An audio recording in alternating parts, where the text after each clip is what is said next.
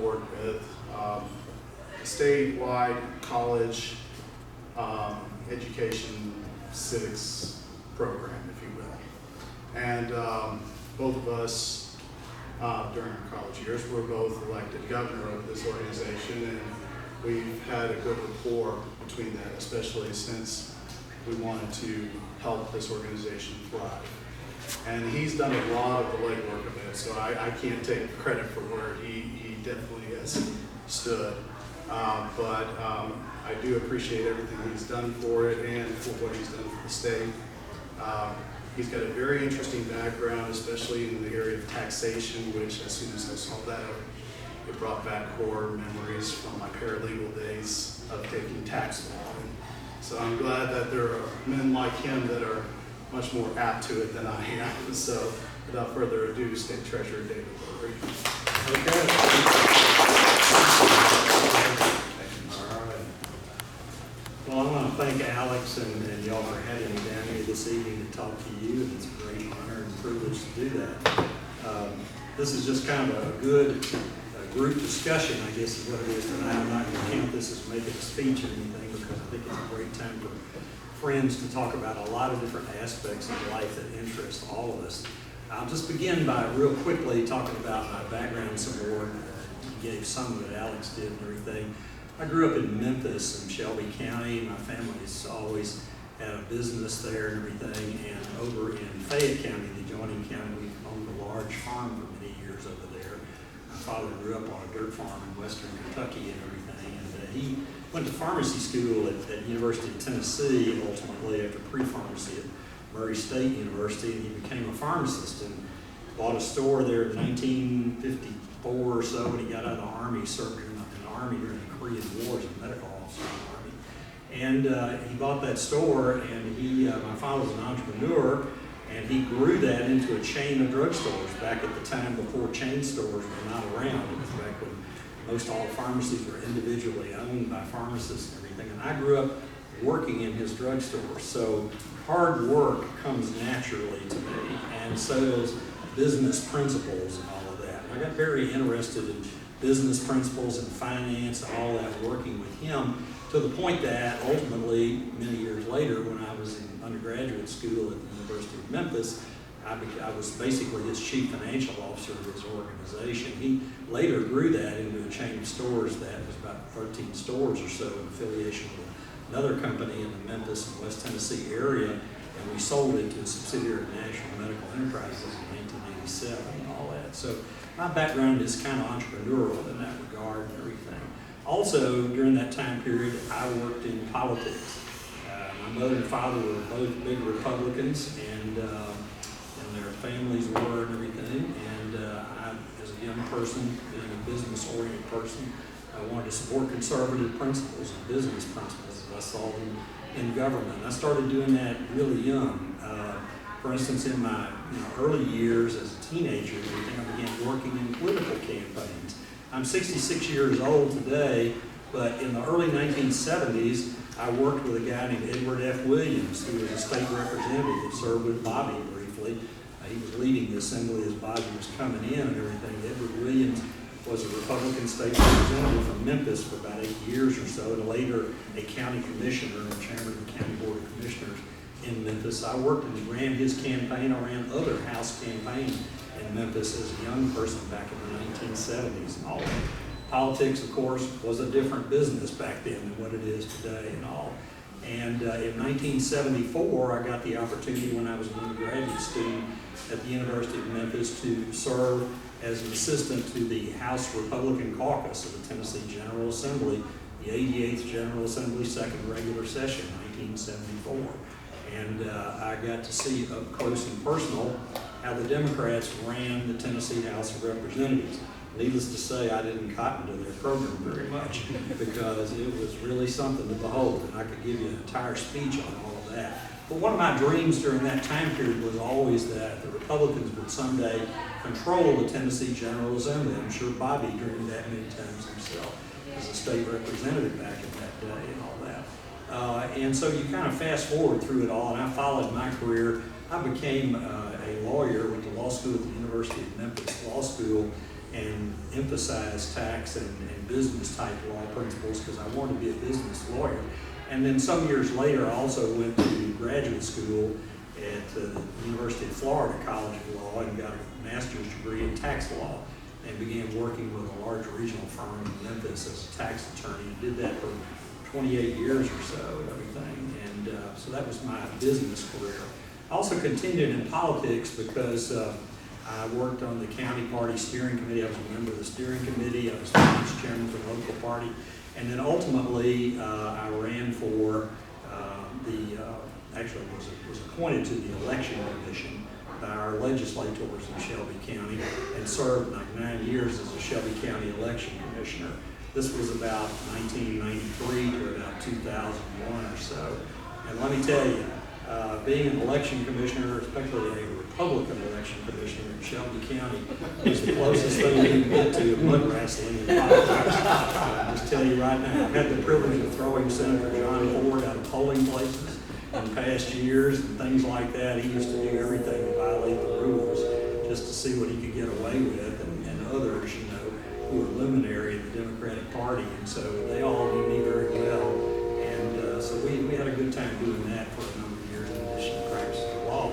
I went on and in 2002 I ran for the county commission in Shelby County. I was elected a county commissioner there and served until I became state treasurer in January of 2009. I was later elected chairman of the county board of commissioners, and I'm the last Republican chairman of the county board of commissioners who served with a Republican majority on our county commission in Shelby County. As you know, Shelby County has been changing a lot, and that they now have Democrat majorities on the county commission and everything. And I was also president of the Tennessee County Commissioners Association. So I'm glad to get the opportunity when some of the legislators called me and asked me to consider running for state treasurer. It took some convincing on their part to get me to do it in January of 2009 because I was a partner in a major law firm and had a good career and all that. I was having a good time doing what I was doing on the county commission at that particular point and everything. But we needed some people who would step up basically at that time. And as Bobby knows, not only was I elected state treasurer, but this was Justin P. Wilson was elected comptroller of the Treasury of Tennessee. I understand Trey Hargett, my colleague, the Secretary of State, who has talked to you and everything, he was elected Secretary of State by the General Assembly.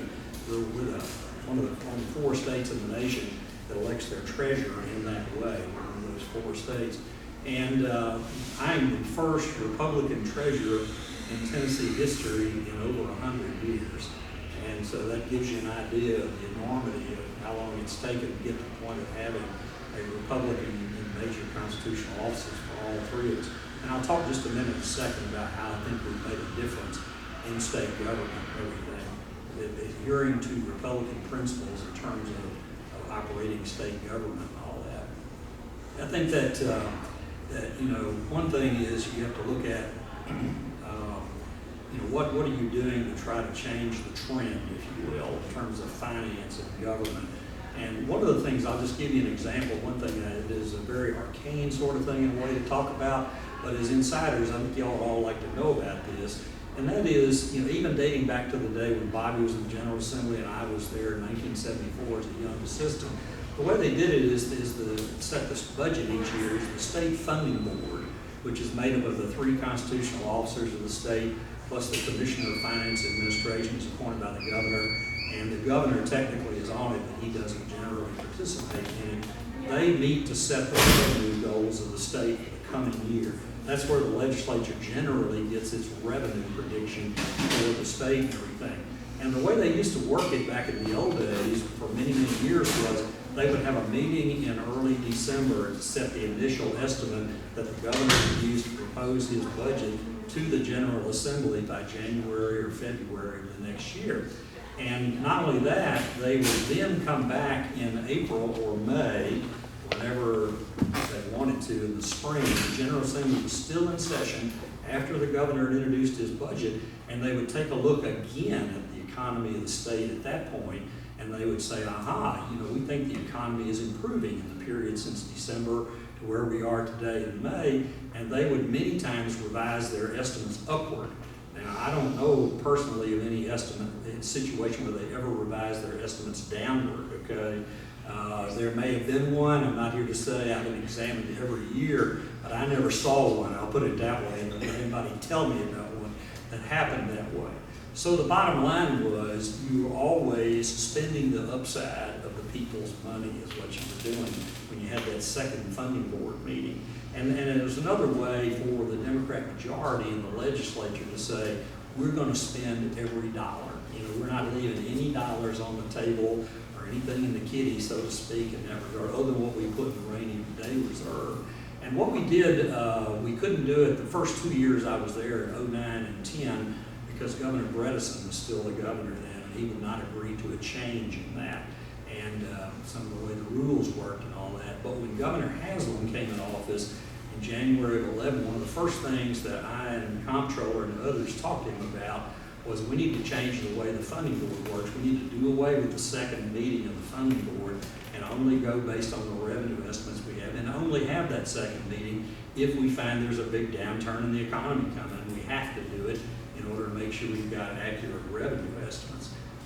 We did that, and I estimate that has saved the state and the taxpayers billions of dollars over the 10 years roughly since we made that change.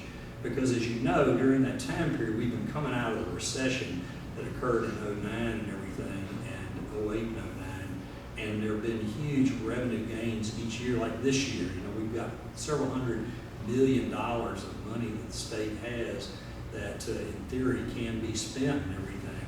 And so you have to adhere to what I consider conservative budgeting principles at the start in order to deal with that, you know, in part and everything. There are other ways to do it. Another way we've dealt with it is by honestly funding the rainy day reserve of the state. The rainy day reserve of the state at the end of the current fiscal year that we're now in will end up at $1.1 billion is what we'll have in our rainy day reserve. And that is a historic high in state government for that reserve. The state budget, as many of you know, is about $39 billion overall. About $14 billion of that is general fund money. That's generally money that comes from direct revenue sources in Tennessee.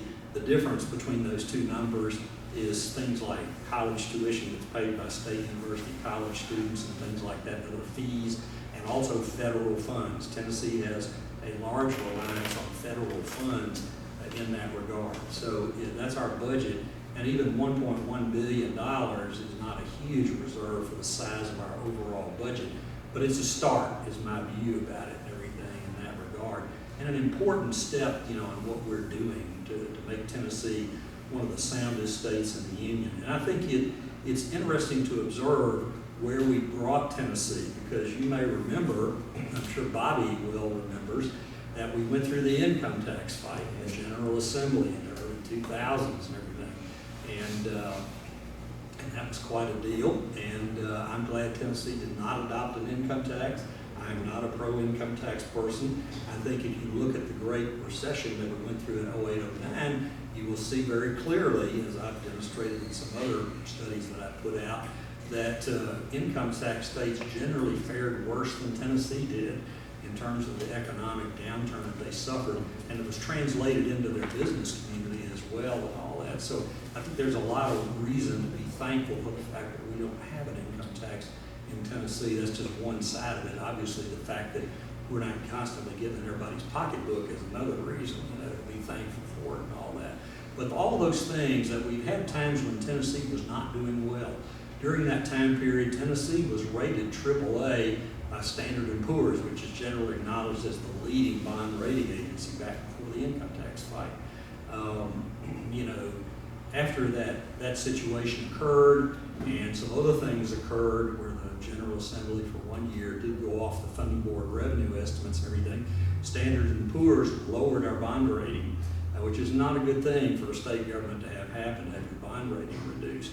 And so we went off of the AAA status that we have with Standard & Poor's. What we have done in the period since we have been there, since January of 09, is we have brought Tennessee back in many, many ways. Not only the way I described earlier about how we determine our revenue estimates for the budget, but also in like the rating of the state. We are now rated AAA by all three major rating agencies. We're one of only about 12 states in the union that has a AAA rating from all three agencies. That's quite an accomplishment. If you think about it, Tennessee is somewhere around 29th or so in the nation per capita income, but we're in the top 12 in terms of financial stability rating by the bond rating. If you look at that's an outsized reputation, someone who has a greater reputation than what you might say the underlying economic support.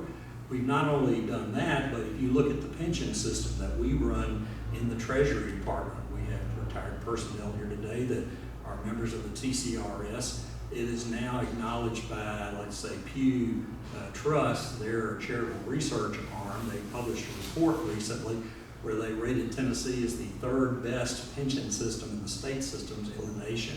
Again, we don't have an outsized per capita income. It's a good, solid per capita income, but we're third in the nation in terms of overall view of our pension stability and all the rest.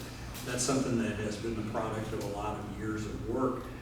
We reformed our pension system. When I came in office in January of 2009, our state pension system had always done a good job of paying the payments on time and paying the right amount, all that sort of basic things that you do, but there was not, in my view, enough attention to the economic trends that were affecting the pension system over the long haul. A pension system is a long lead item. You have to look 20 years out in the future, 30 years out in the future, and think about what you're doing when you're managing it. I don't know that they were necessarily looking at that horizon, because when I became treasurer, the contribution rate that the state was paying for its employees was 15.02% of payroll. In other words, for every state employee that we had on the payroll, the state paid 15.02% of payroll every year for that person. And the state employees were non-contributory to it.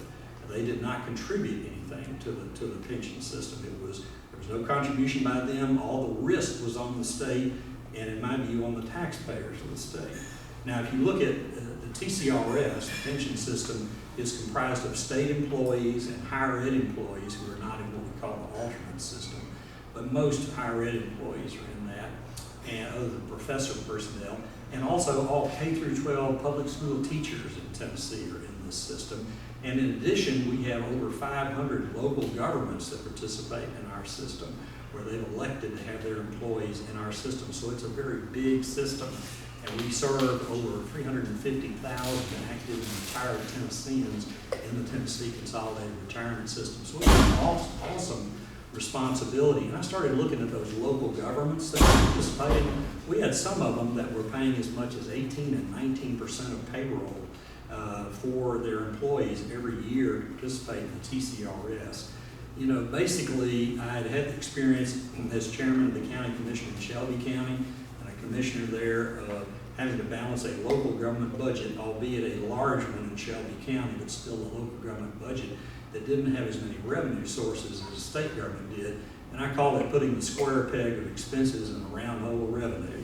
And Bobby and I know, for instance, that's a hard thing to do, you know, and it's just tough. And so you're looking at paying, if you're a local government official and you're in the TCRS and all, you're looking at paying 18% of payroll, and it's trending up from there. I just told the staff up there, I said, this dog will not hunt. We got to do something about this, you know, because this is not good. What we did is we launched off and looking at alternatives to it. The result was what we call the hybrid pension system. The hybrid pension system is one that we enacted in 2013. It became effective in 2014 for new hires at that point in state government and K through 12 teachers. It didn't affect anybody who was in the system prior to that. But what it does in effect is it has a series of what we call cost controls on it. And what it does in effect is it sets a mandatory amount of money that the government employer will pay into the system and everything. And absent that amount of money, there is no other responsibility by them to pay more. It's targeted at 9% is what it is, and for the employer. The other side of the coin is we made sure that state employees were contributory to the system. They're paying 7% into the system now and everything. And so they have skin in the game and all that. And also these cost controls that I refer to, one of them was you can set up a system like that. And I won't get into all the technical details of it here today, but the difference between the targeted rate that you have that the employer pays and what the actuary says you have to pay to maintain the system on a sound basis, there's a positive gap in there now. And we put that in a stabilization reserve is what we do, so that we have that for the future in the event that the economics become bad and there's a problem in terms of making the system work the way it should. And also we have provisions in there that we can reduce the cost of living adjustment if necessary to make the system work. We can also, in effect, go all the way down these ladders and go on our website and look at them, and all the way down to freezing the plan, that is freezing future accruals in the plan if necessary. So I think it's a very sound and responsible way to administer a retirement benefit. I think it's a very appropriate way to do that. The system itself is important to Tennessee, if for no other reason, because it, of course, provides financial stability and retirement stability to those that have given their lives to government service, but also it's important from an economic standpoint as well. Here in Hamilton County, I've got the number over there in the file, but it's several $100 million a year that the system pays out in retirement benefits to retirees in Hamilton County, and more, of course, in the surrounding area. Yet statewide, it's about $2.4 billion a year that we pay out of the TCRS into the economy of Tennessee. That's a lot of money that goes into the system. And the way this works right now, and one thing that's very, very important, is the amount of money that we in the Treasury Department with our investment staff are able to earn on the money that's paid into the pension system. We take that money and we invest it. We have 16 chartered financial analysts in our pension system and in the Treasury Department generally, plus other investment professionals. And the way it works now is basically is that $2.4 billion, about 2/3 of that, about 66%, or around $1.7 to $8 billion of it, is not money that came from taxpayer dollars, it didn't come from employee dollars. It was money that the Treasury Department earned on the world securities markets and paying out in Tennessee. So it's a huge stimulus for Tennessee's economy that we've been able to achieve through investment return that we have. And one other thing I'll point out here, and I'll close at this point, we can have a discussion because I don't want to talk all night. We've got this brochure right here that talks about all the programs that we have in the Treasury Department. They range from the retirement system that I was talking about to also there's a discussion here about unclaimed property. I don't know whether many of you know about unclaimed property, but this is the situation where you move off and you leave a utility deposit or a telephone company deposit or whatever it is, stock firm, brokerage firm that you left money at or whatever and forgotten about. People do that, interestingly enough. And we have over in Tennessee in the Treasury Department right now, we have approximately $1 billion in unclaimed property for Tennesseans that we are holding. And you can go to our website, claimantn.gov. The website's in these materials. You're up late at night and you can't sleep at 2 in the morning, then go to the web and go to claimantn.gov and put in your last name and see who pops up and all that. Maybe you'll be among them. And then, interestingly enough, Tennessee is not what we call an escheat state. For those lawyers, ESCHEAT is a term of the Old English common law. It means that after a while, property that's abandoned becomes property of the Crown. It ceases to be your property and all that. We do not believe in the escheat principle in Tennessee. Tennessee does not follow that. So what that means is, as a practical matter for you, is that when you're up at 2 a.m. and you can't sleep and you don't find money in your name, you need to put your parents' names in there and your grandparents and everybody else you can think of that you might be in the line of descent to, or the line of inheritance to, because if they have money with us and they're not around anymore, then they will help participate in making you a little wealthier because you can claim your part of that money. So we have a lot of claims like that, we call airship claims, in the Treasury Department. We paid out last year in Tennessee, last fiscal year, almost $60 million to Tennessee in unclaimed property. So you need to get into that whole game as soon as possible, and be sure and tell your friends to do that too. We do some things in Treasury that you wouldn't normally think about. We run the claims and risk management function for state government. Risk management, of course, is the insurance function, if you will. We're self-insured, and we have a self-insurance claim fund that we maintain. In the Treasury Department, we manage risk, that is tort risk, casualty risk, property risk, for all state institutions, including higher ed institutions, and the risk that something will happen to the building or something bad will happen to a person in the building. The largest property that we run the risk management on is Nighside Stadium at the University of Tennessee at Knoxville. And so if you're at a game there and you have a slip and fall accident, you hurt yourself, and you allege that it was a defective condition in the building itself that caused that, and not your current state, then if you can convince us of that, then that's something we need to deal with at the Treasury Department, because we manage that risk there. Also, we manage tort risk on all state motor vehicles. That includes construction equipment owned by the Department of Transportation and used on highways, aircraft at Middle Tennessee State University. You may know they have an aircraft fleet at MTSU for an aircraft school they have, pilot school they have there, and others on helicopters that are used by TDOT or by the Tennessee Highway Patrol, etc. So we do all of those things, and we have some really amazing people in the risk management section who are real risk management nerds, and they get into all this stuff, you know, and everything. And so it's a lot to keep up with. We also manage claims against the state. You know, if you make a claim against the state of Tennessee because you allege that you had a motor vehicle accident, you were hit by a state vehicle wrongly, then that claim is filed in the Treasury Department and is administratively adjudicated by us. If you don't like the result, you have the right to appeal to a claims commissioner, who's a quasi-judicial officer of the state, and so on up the line. But we administer or resolve about 8,000 claims a year against the state, ranging from very small stuff up to very big stuff, you know, and everything. So it's a very interesting thing to do. I'll mention quickly two other things, and that is about the little brochures you have here.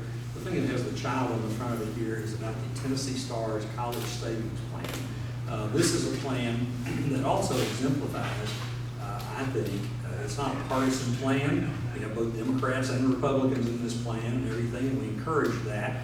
But I think it has some partisan roots to it in terms of our outlook and how government should be run. Why do I say that? Because in 1997, the governor and the legislature enacted a program called the Baccalaureate Education System Trust Program, BEST program. Some of you may have heard it's called a prepaid college savings plan. And what the deal was is you bought in at that point, it said that what we did is we sold units, the Treasury Department did, at the average of 9 state schools tuition at that point, and divided it into units. And you bought a unit, you were an investor in the overall pool. And what we did was we agreed in a contract with you to redeem you out at some point in the future when your child went to college, regardless of whether they went to a Tennessee college or went elsewhere or whatever it was, at the then average of 9 state schools tuition. Now, let me ask you, what happened between 1997 and the early 2000s, say 2005, and college tuition? What happened? It went up, yes, a whole lot. So basically, if you got into this program back in 1997, you made out like a bandit. You did well, and I congratulate the people who were in at that point because you did really well. But what happened to the state in this program? The state, you know, basically assumed all the liability for that increase, and they felt, well, our Treasury Department can earn the difference, you know, so there won't be any cost to the state. Well, what it turned out was, by the time I became treasurer, the cost was over $40 million to the state. And so this was another one of those that dog no hunt things. When I came into office as treasurer, I said, what is this? And how does it work, you know, and everything. And so I started looking into it, and I thought they told me about all that. And I said, no, we've got to come up with something different, something better. I'll give you an example of one other thing that shows you Tennessee was lucky in that regard, because our treasury people at that time did not do a good job of advertising the program, frankly. And I'm glad there wasn't any more take-up on it than there was, because an example of what can happen to you is Alabama, our sister state to the south. They had a program that they did a good job of advertising, very similar to what Tennessee had. You know what their unfunded liability was at the time I became treasurer in Tennessee and all that? And their treasurer down there was a good friend of mine, Older got to be a good friend of mine. $400 million is from the state of Lillard. They had lawsuits pending. The treasurer told me one time at dinner with him one night, he said, David, about half of what I do all the time now is give depositions in these 25 lawsuits, you know, people filed.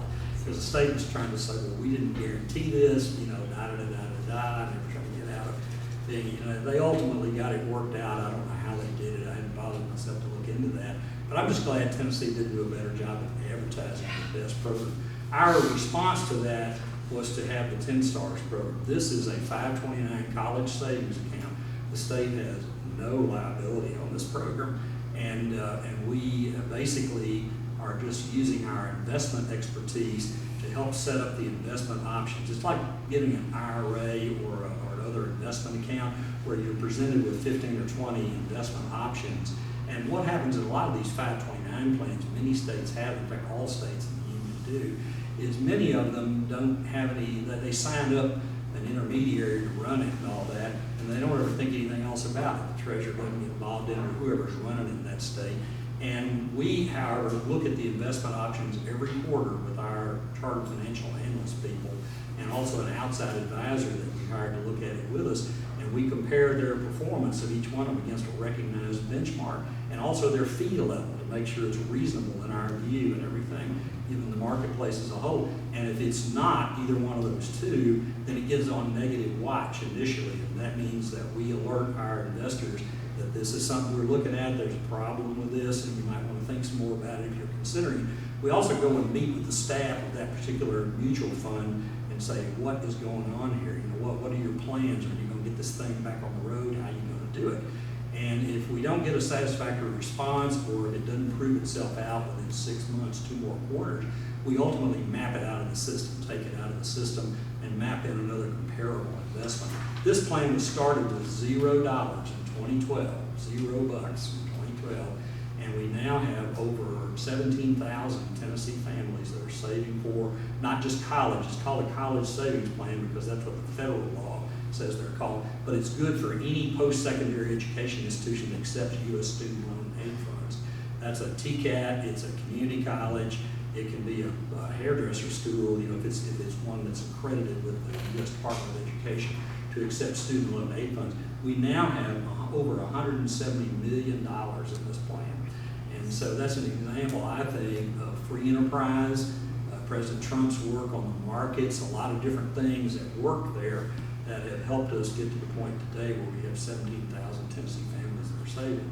The other last thing I'll mention is this. This is the Tennessee Financial Literacy Commission. This is another thing where it is done with very little state money involved in it. We have a $125,000 grant when I came there to the department that was used for some other purposes, and we repurposed that to employ one FTE, full-time equivalent person, plus his or her travel the state.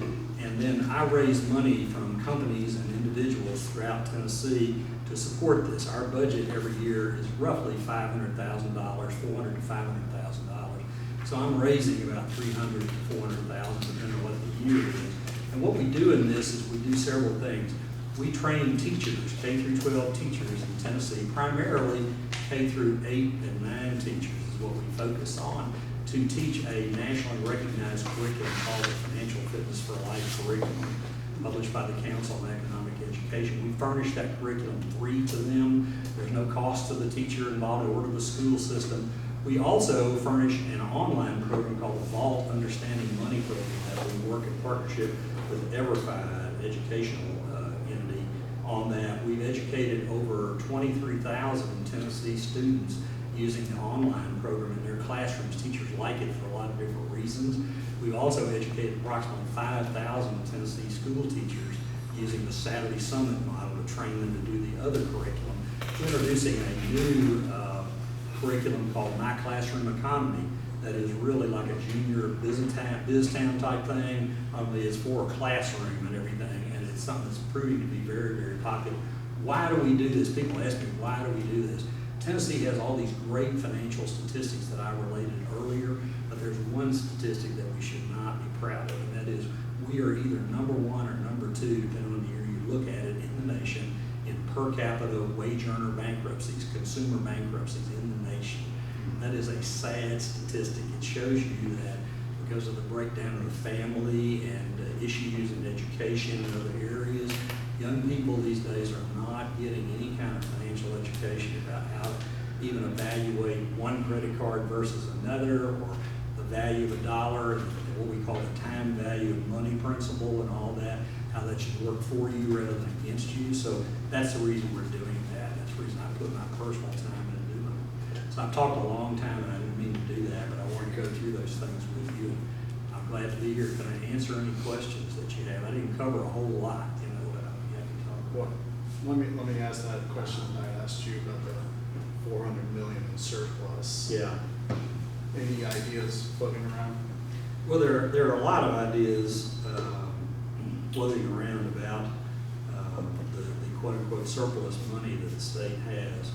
That is basically money that is in excess of the revenue estimates that we gave for this year's budget, you know, or last year's budget.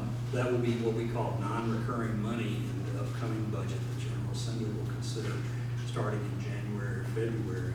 I told Alex that there's no final statement on this, and really what I do know about it, I'm really not at liberty to talk about it right now, because the way this works is the governor sits down with his Commissioner of Finance Administration and does seek input from me and from Justin Wilson and others about this. And generally, all administrations, whether it's the Haslam administration or the Democrats, they try to have that budget in their mind as to what it's going to look like by Christmas. And so really, I was telling Alex, next week is going to be crunch week, you know, about that, because they've got to sit down and make some decisions about what the governor wants to propose to the General Assembly. And that's his bag, if you will. That's his thing, is what he proposes. That's really the administration thing.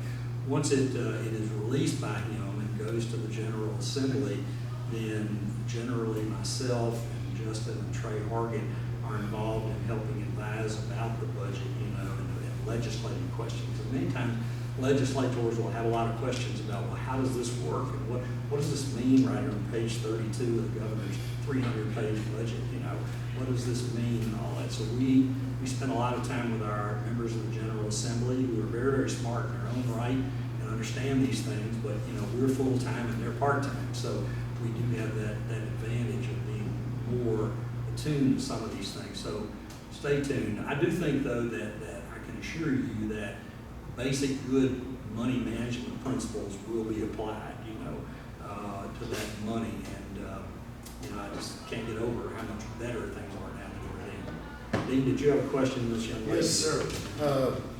Actually, a comment to that point. Just as a concerned citizen, we've got 490 million. Obviously, legislators are looking for the proper avenue to send that.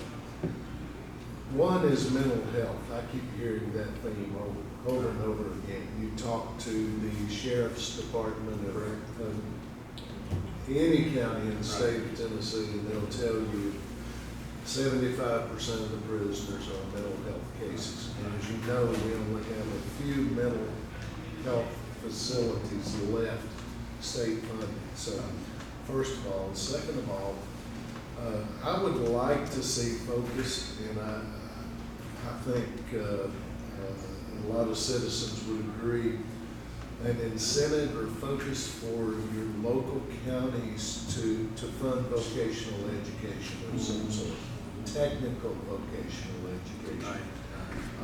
In Hamilton County, we talked earlier before the meeting about some of the challenges.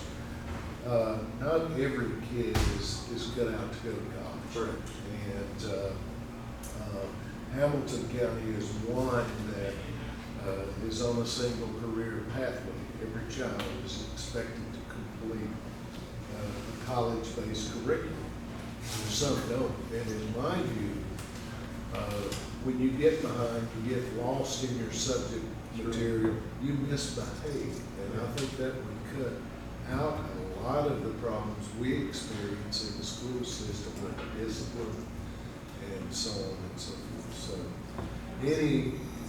any hope on those two? No, I think those are very good observations on your part. Certainly a priority, because some things we have done in that area are the Tennessee Promise, for instance, that we manage the money for the investment side of it in the Treasury Department. That allows you to use that Tennessee Promise money not only to go to a community college or to go to a TCAP. So for the first time, you can get a free ride to a TCAT through the Tennessee Promise program, and that's a good development there. I agree with you that one of the things I say to groups that I speak to is one of the biggest needs that Tennessee has is to have a 21st century workforce ready workforce population.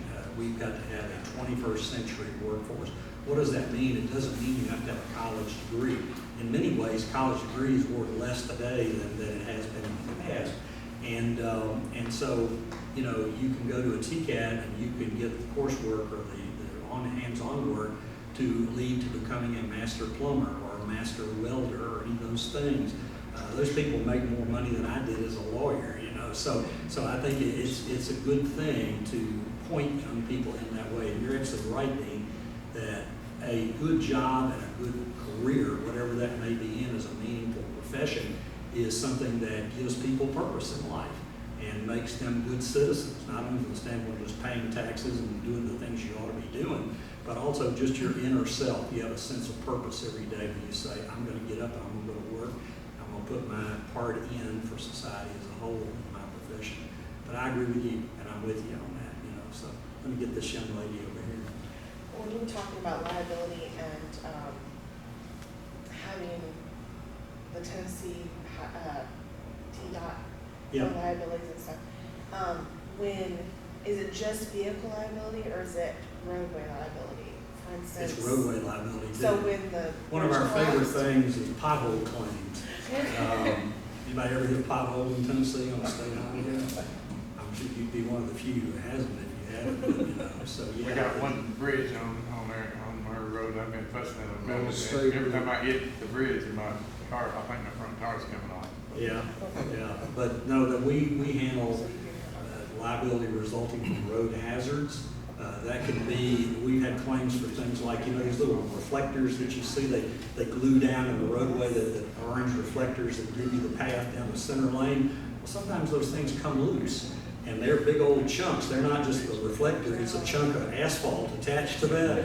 And when you hit that, it's an alert, is what it is. And so it'll tear up a tire or tear up, your car and all that. So we handle stuff like that, yes.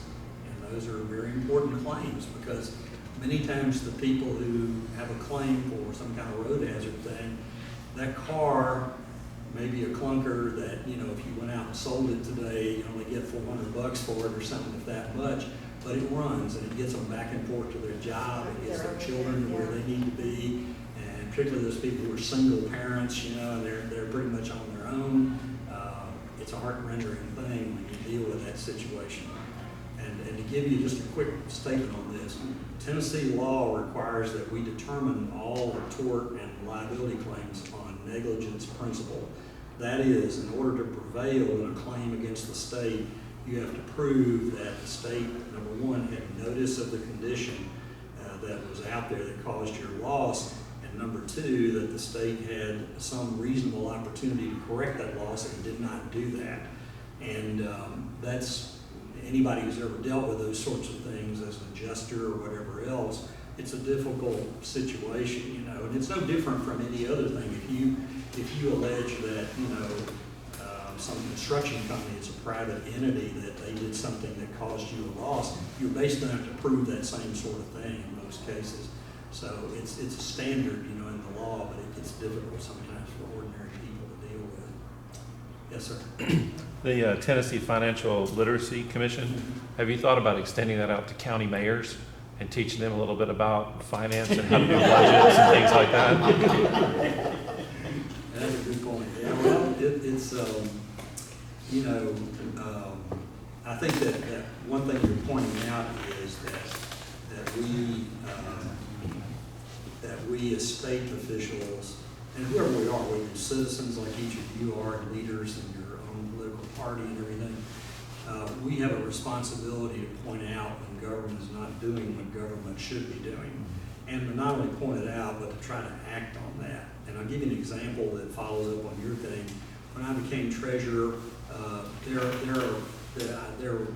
are some systems, pension systems, that are not in the Tennessee Consolidated Retirement System. Nashville's system is not. Memphis and Shelby County both have separate systems that are not. that are not subject to my jurisdiction. The state treasurer, Knoxville does, the city of Chattanooga does. Hamilton County does not. Hamilton County is in our system as part of it. The ones that are in our system, the state law says that all those over 500 entities that are in our system, they have to pay every year the actuarially determined contribution that's determined by the actuary into that system. And if they don't, then we have the right to seize their state shared taxes and pay that money in for them to the pension system. We have had local governments call us up before and say, well, we're a little strapped this year and we're looking at this pension payment that you sent us the note for and all that, and we don't know whether we're going to be able to make that and so on and so forth, and we just want you to know.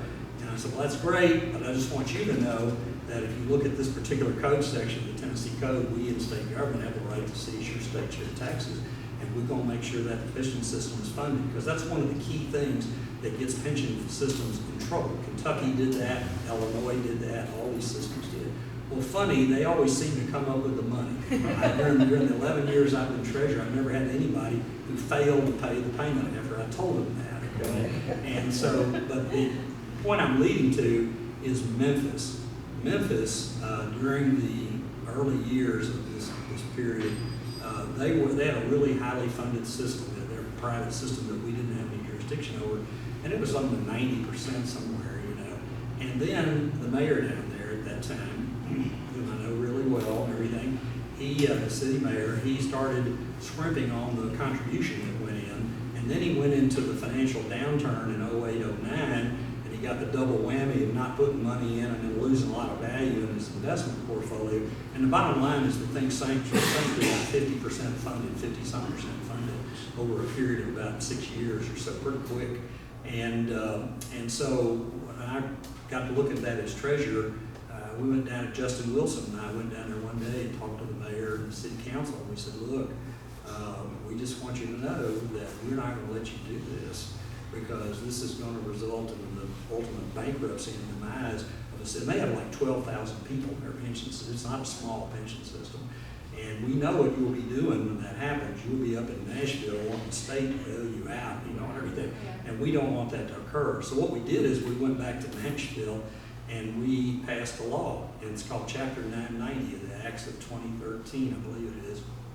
And what it says, basically, it has a lot of provisions in it, but one of the things it says is that every local government in Tennessee, whether you're in the TCRS or outside it, has to pay the actuarially determined contribution every year.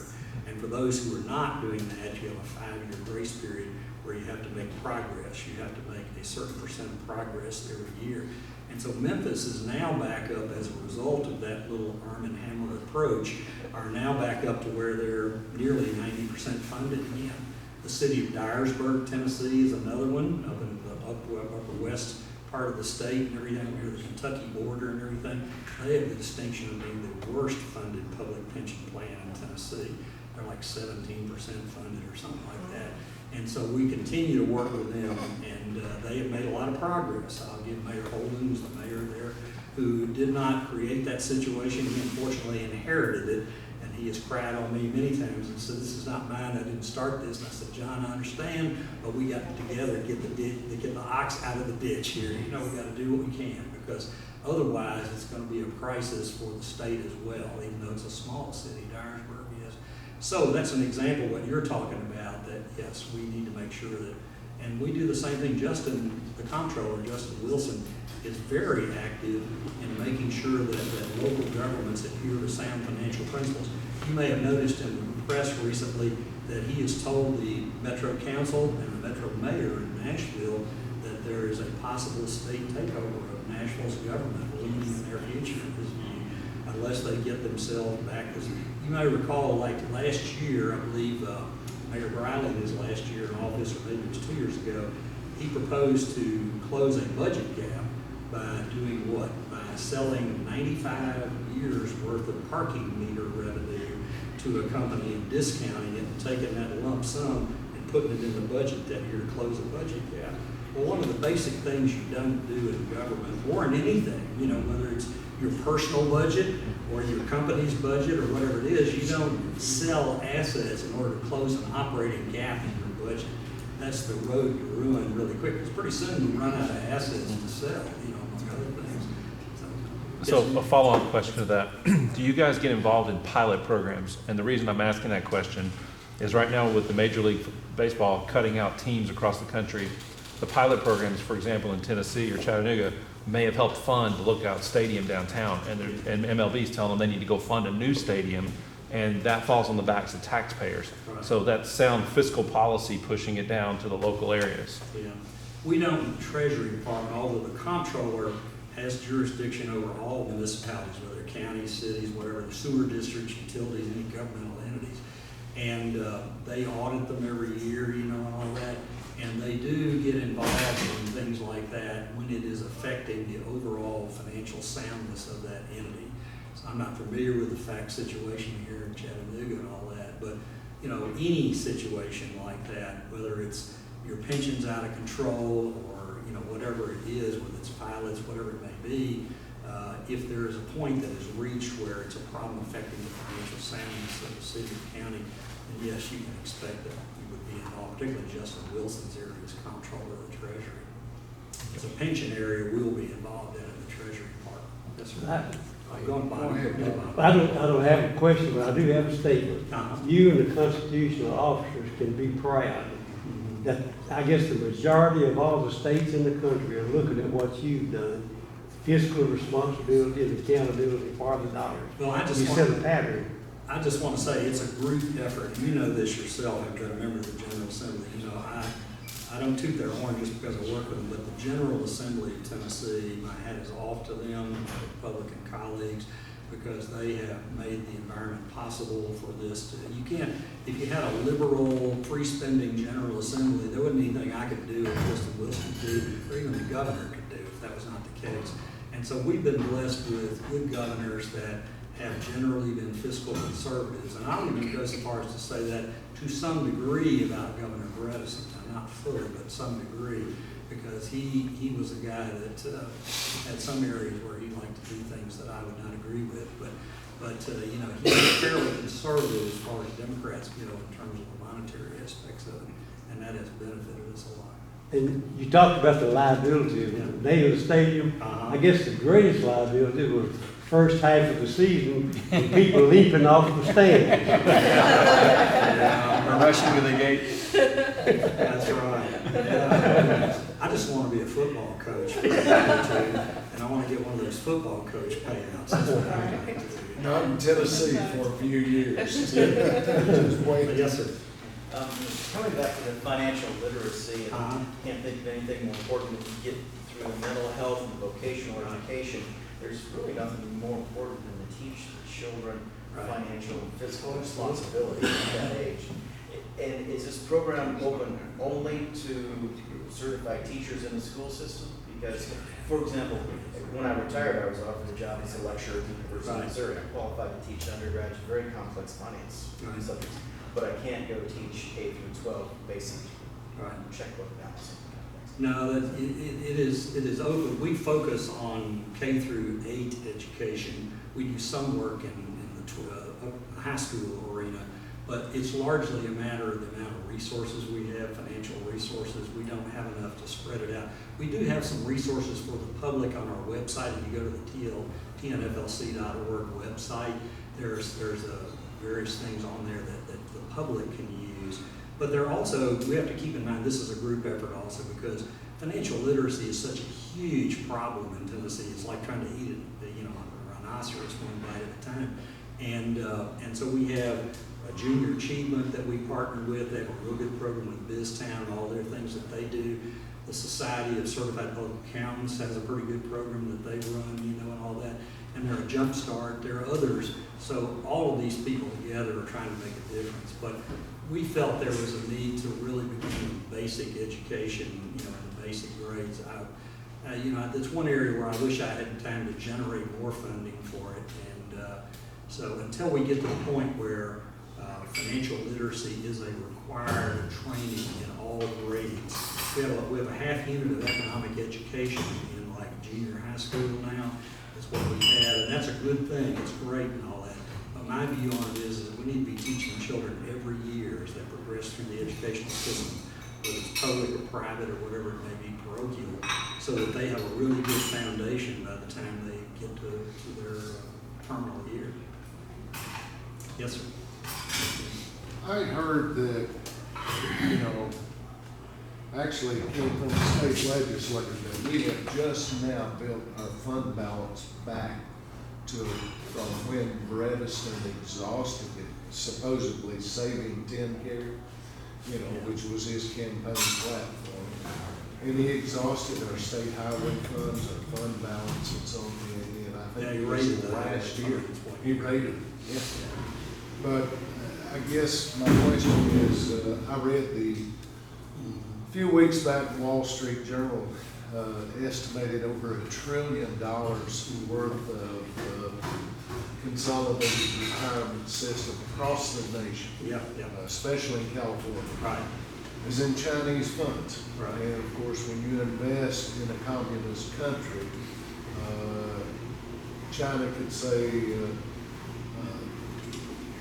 you know, Alibaba no longer a company, sorry, and if you had investment.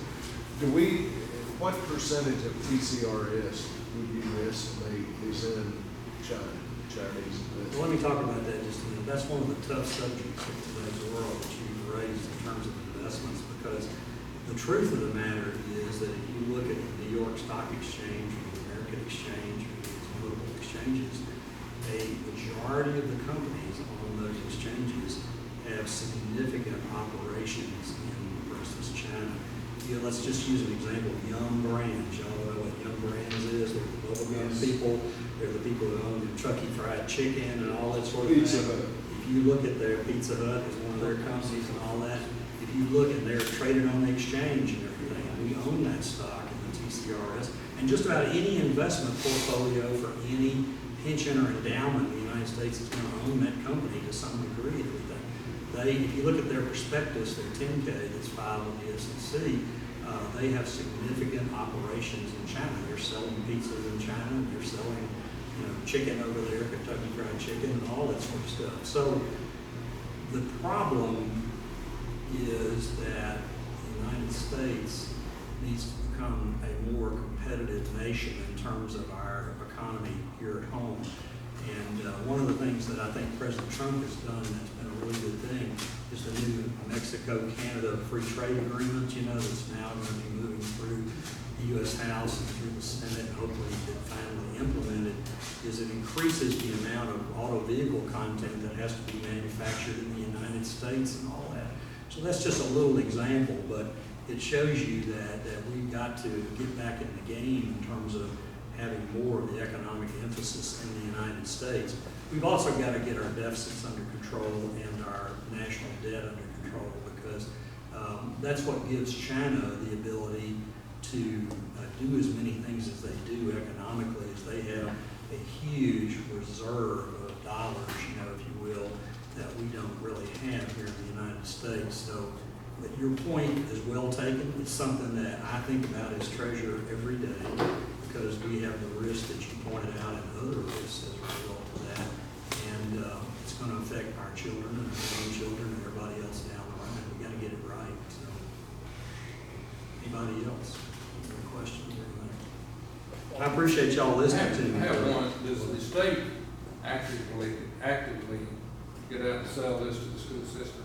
Yes, we have one FTE, and Bill Parker's our director. He travels the state, and every year I speak to the Tennessee Association of School Superintendents, called Tennessee Organization for School, called TOSS, and where all the school superintendents come together. And you can imagine what the subject of my speech is. It's about the Tennessee Financial Literacy Commission. These programs are free. You ought to be using them in your school. If you don't like our program, then go get the program that Junior Achievement has, or the Society of CPAs. Get somebody's program and use it in your school system. So yes, we try to market it as much as we can. And I just wish that's why I'm not a heavy regulation guy from a governmental standpoint, but I do think that our General Assembly ought to consider making it a requirement that financial literacy be taught in every grade in public school in Tennessee. That would really give us the ability to build on that going forward. All right. Thank you very much for the opportunity to talk to you. Thank you.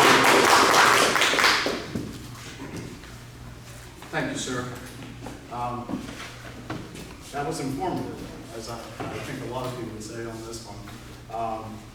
So thank you. Our next meeting is not December the 26th. That is my birthday, actually, so we're going to be doing something on that day. And I hope you all have a great Christmas. We will have our first meeting on the second Thursday of January. So we hope to see you then. Thank you all. Since we didn't give tickets